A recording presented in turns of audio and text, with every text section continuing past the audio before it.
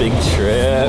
Oh, where are we at? We just landed in Indianapolis, connected through Atlanta, head out to Ironman. Got Combine. I love the Combine. It's really fun. Probably what's exciting is obviously I've done a lot of them, and it was a lot of the same people on repeat. And a lot of those guys have, had a lot of success and moved on to pro. And when I look at the kids' names, a lot of them I knew and a lot of them I recognize and some not. So excited to go see what they're got and help them learn that transition to pro.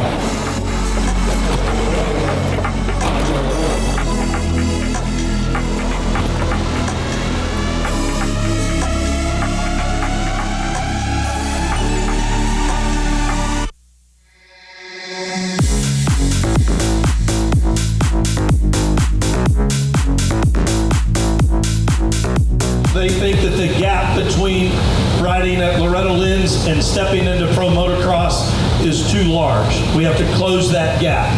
And so we sat down and we came up with the Combine. Over the next day and a half, you guys are going to be run through the rigors of a pro national. You're going to be pulled in every direction that we can pull you. You're going to race a racetrack that you're not used to racing. At Loretta Lynn's, we have to have a racetrack that 4-year-olds can race, and you can race, and 50-year-olds can race. But this track out here today and the other 10 pro national racetracks are monsters.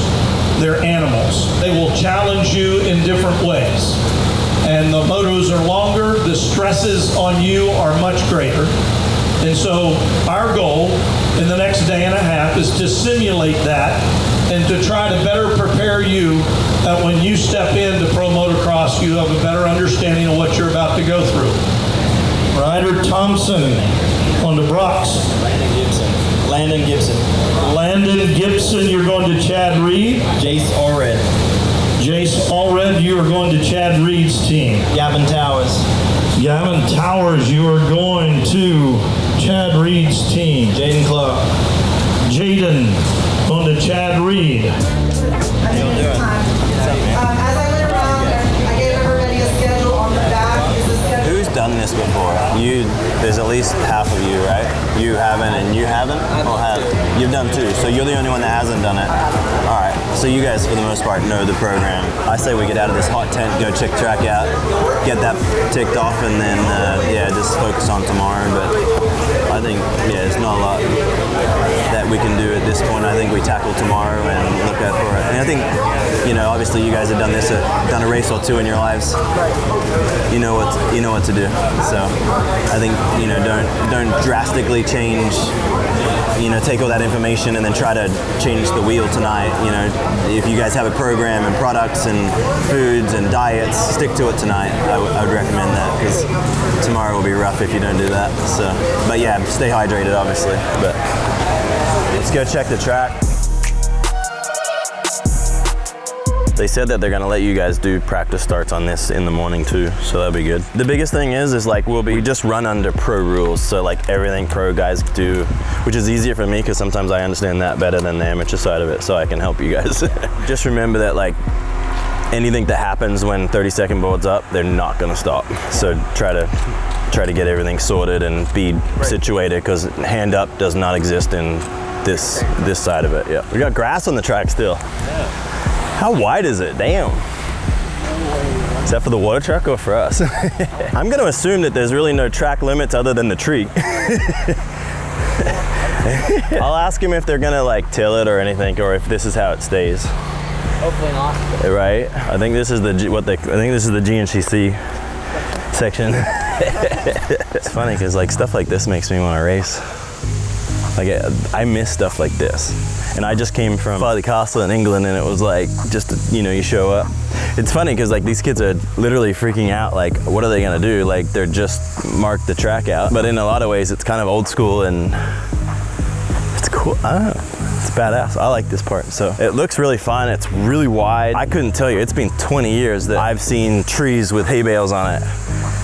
And you could frown upon that, but I think it's cool that they're being creative and running things natural. So, glad I came to this one. This is cool.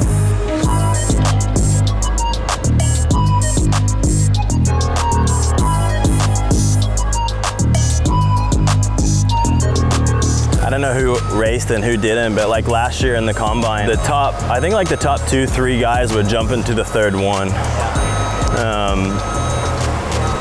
Obviously we're at the mercy of all, 100, 200 amateur kids. Sometimes they make crazy lines, sometimes not, and so I think it's one of those things that you race the track, not so much just understanding, oh, I want to do the triple, because one of the guys, I forget who it was, cartwheeled pretty good here. But yeah, it's generally pretty soft, but yeah, like they were tripling and then like getting double, because obviously you can get on the backside of that thing. Right. Yeah, you want to preload that for sure. Yeah, Get over it. yeah. But I think it's kind of your judgment and understanding that the development of like what the 200 other kids are doing to the track. And because last year it was probably the sketchiest part, is it was good when they were doing it, but then it changed a lot.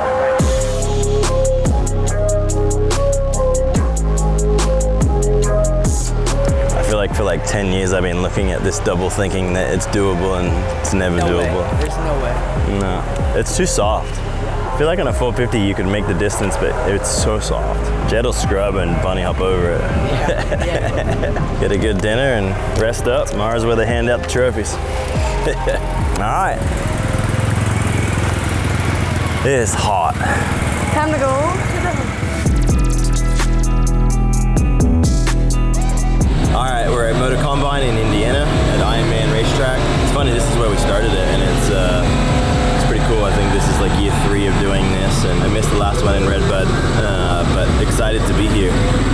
And I think it's really cool because it's a new group of people. Kind of like the last couple of years, it seemed like there was a group that was just going through that phase of the amateur scene, and then now a lot of them have, found success and moved on to factory race teams and gone professional. And I would say that we have quite a young group here today. A lot of kind of like that 15 to 16 group. That excites me. I like that younger group. I like it when they're fresh. They're working hard and trying to earn their keep in the professional scene. So yeah, should be a good day. It's really hot, humid. So we'll see who can last, who can manage it, take on all the information. At Mountain Motorsports, we live by the principle of greatly exceeding expectations in everything we do. This mission has earned us the ability to represent 12 of the world's leading powersports brands as one of the largest powersports group in the nation. We are a deeply passionate and competitive team. We are a proud employer of over 300 people across 9 locations in 3 states. A typical day at Mountain Motorsports goes beyond powersports sales and service. We truly believe in having fun while we serve others. Every member of our team takes pride in learning from and growing one another. We are never afraid to be imaginative, experimental, and bold. There's no other company in the industry with such a high regard for investing in its team and its future. As growth-minded industry leaders in powersports, we know the importance of discovering extraordinary new talent to join our expanding team. If you strive to exceed expectations and are devoted to excellence, Mountain Motorsports is the place for you.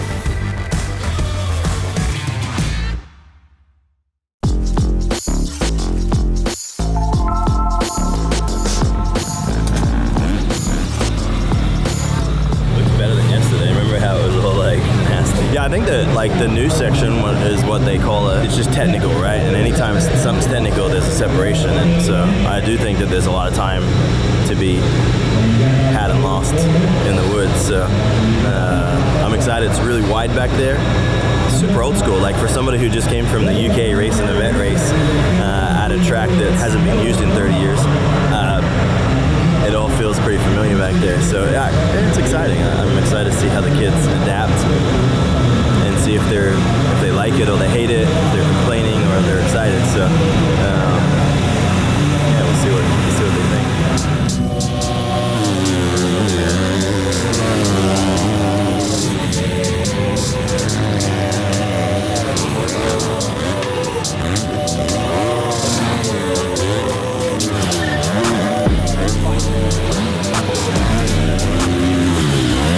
Check it in.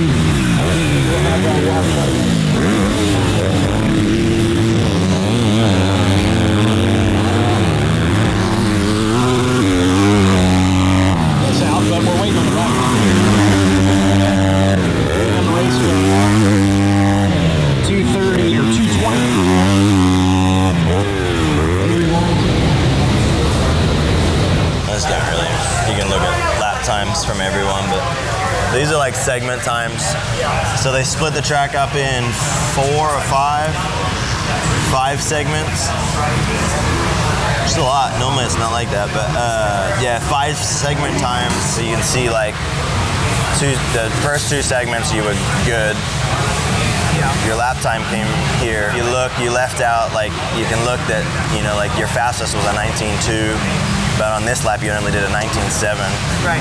And then a 101, and you did a 1. So you're like a second and, not really. You're only 2/10 off here. But here it's a decent gap, you know. Where's the actual times?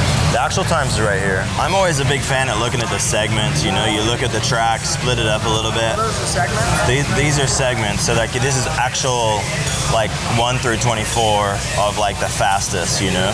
So like Caden was fastest, Gavin, like, you know, like, so you understand.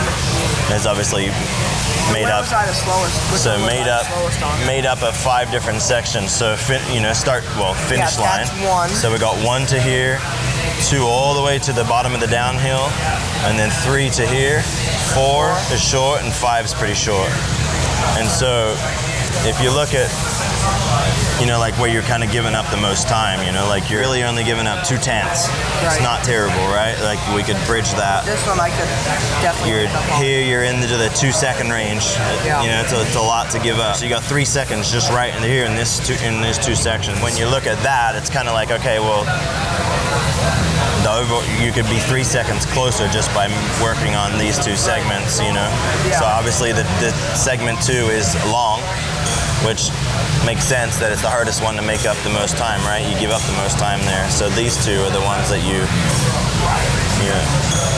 and sometimes like you pay the price here, like you might struggle through here, and then it's like takes you a while to get back on into the rhythm, you know, and then you seem like you're pretty solid here. So Watson in house with us. Of course, we got coming up here on 5.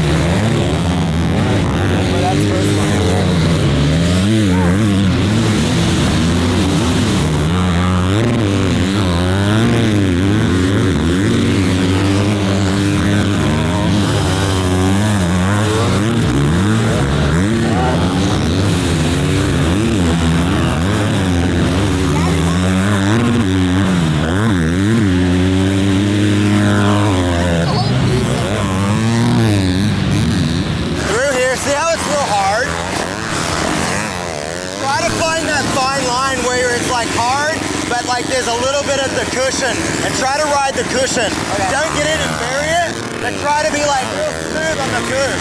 Nice job.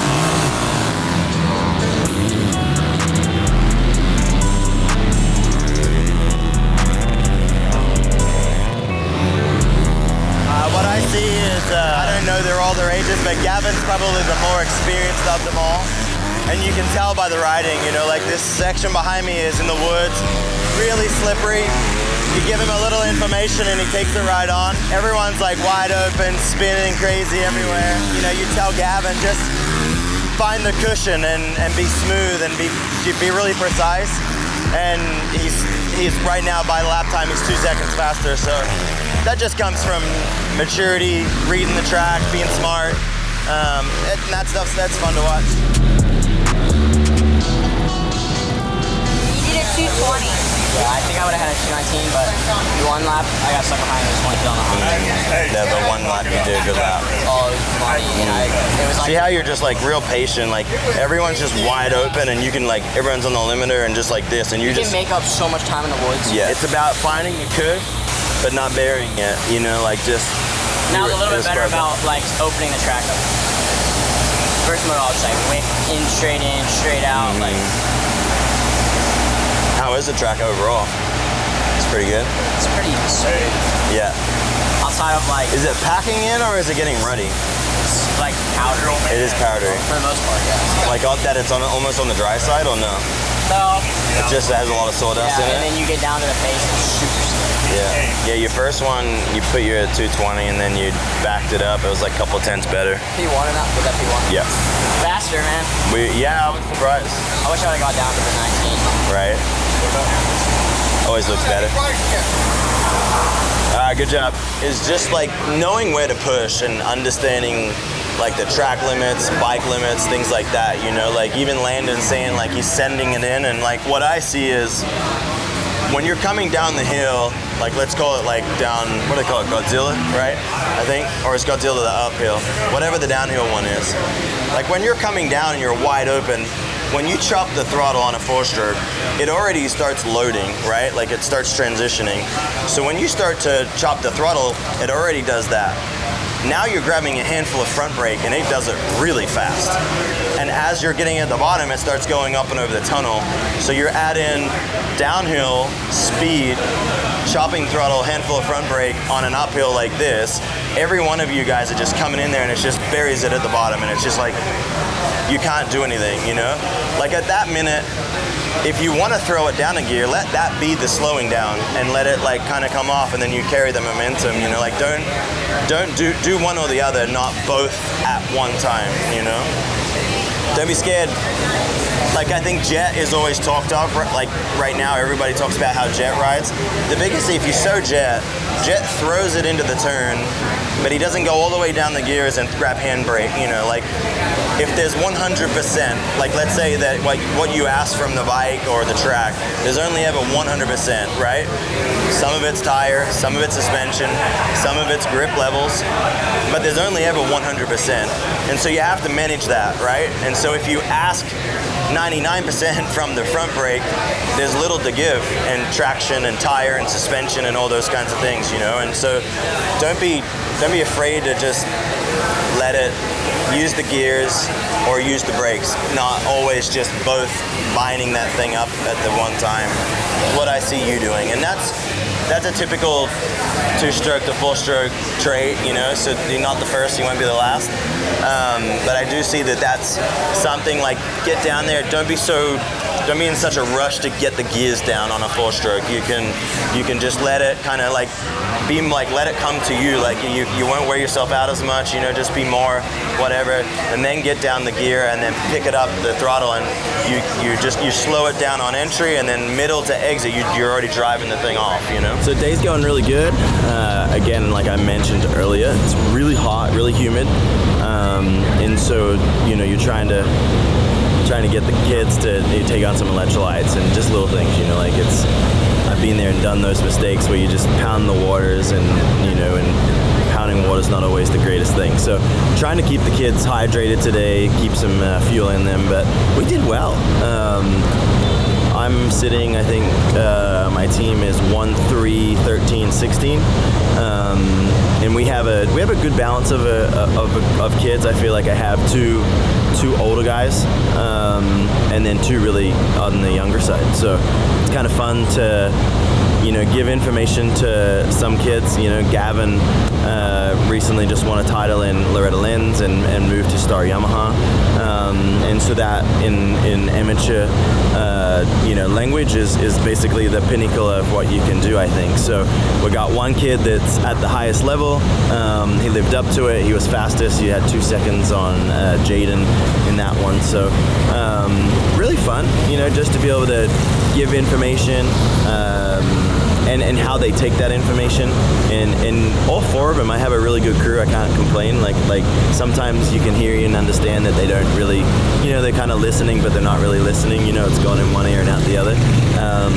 I did that a lot, and so you can pick up on it pretty quickly. So I have 4 guys that are really respectful and really fun to work with. So we're excited to go get some good starts, and hopefully the boys ride hard and stay safe and learn a lot today.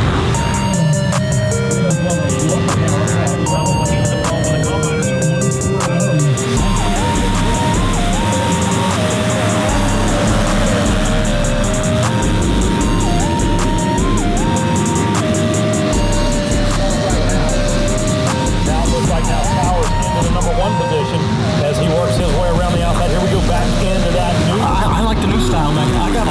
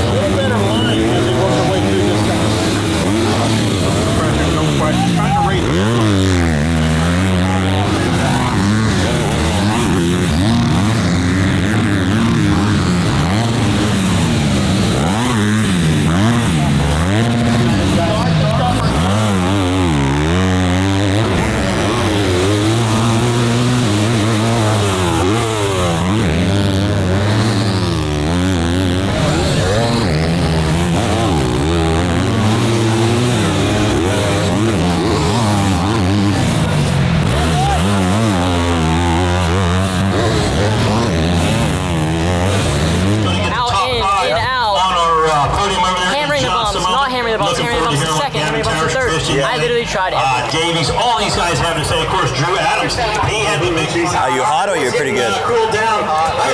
Boots off will always help that if you want. Like, if you want to undo them, if you want to just get this thing over and done with and get back to the truck. So we'll get these.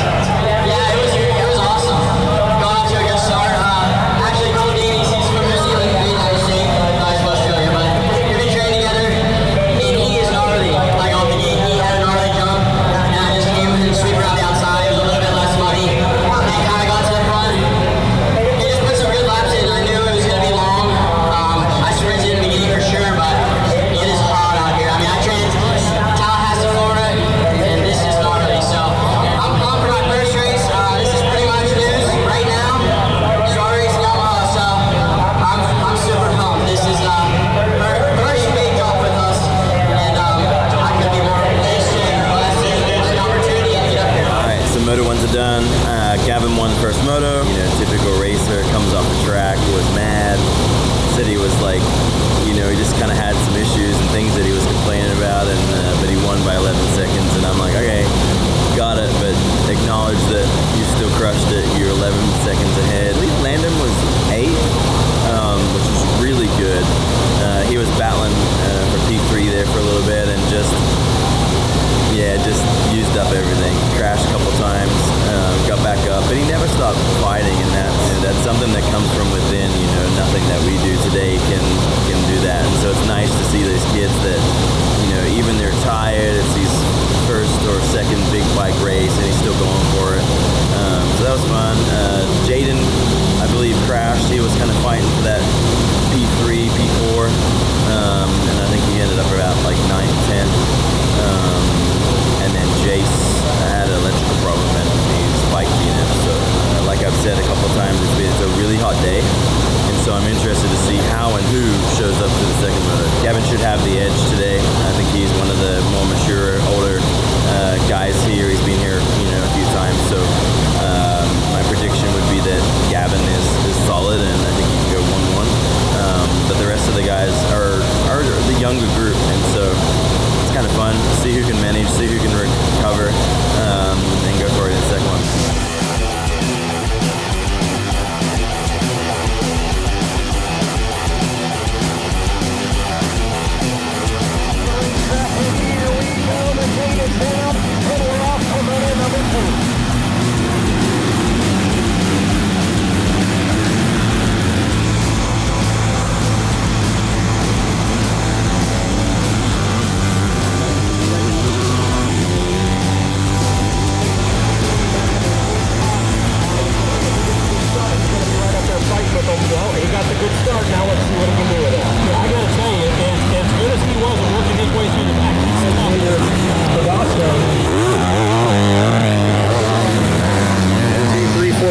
In front of him, so maybe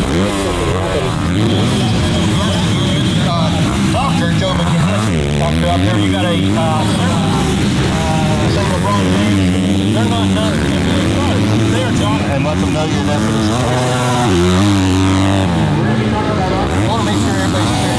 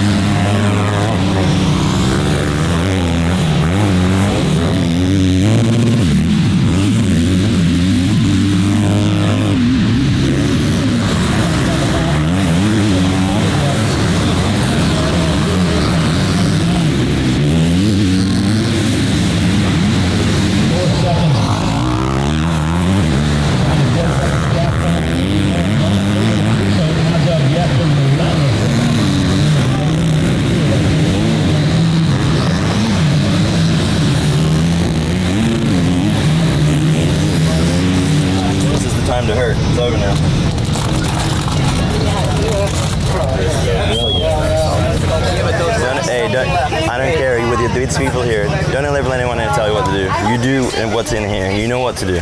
Good job, man. Those last 4 laps too, when you just got into execution mode, they were. That was fun to watch. They were all real fun.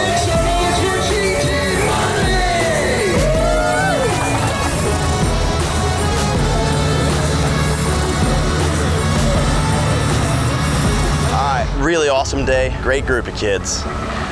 Not just my 4, but the whole group. Much younger group this year, and I like to see that. It's really fun. I hate to single people out in such a group setting, but really impressed with Landon Gibson. 14 years old, rode his first big bike race last week at the amateur day at Budds Creek, and then rolls into here and just was completely smoked after the first one, and I was a little nervous about him. A lot of people in his ear telling him, you know, to pull off when he starts feeling tired. And my advice was just, bud, in your heart, in yourself, you know what you can and can't do. Let that be the guide, you know? And I'm so proud. Like, I feel like he's like you had those kid vibes, because obviously he's only a year older than Tate, but just really cool to see kids at that age unwilling to give up and just want to fight. So for me, that was really fun to see and be a part of it, and so I think the kid has a really bright future ahead of him. But overall, good day. Gavin Towers, one of my other guys, and won. And so yeah, got to do a Moto Combine and had a lot of fun. He can relax, he can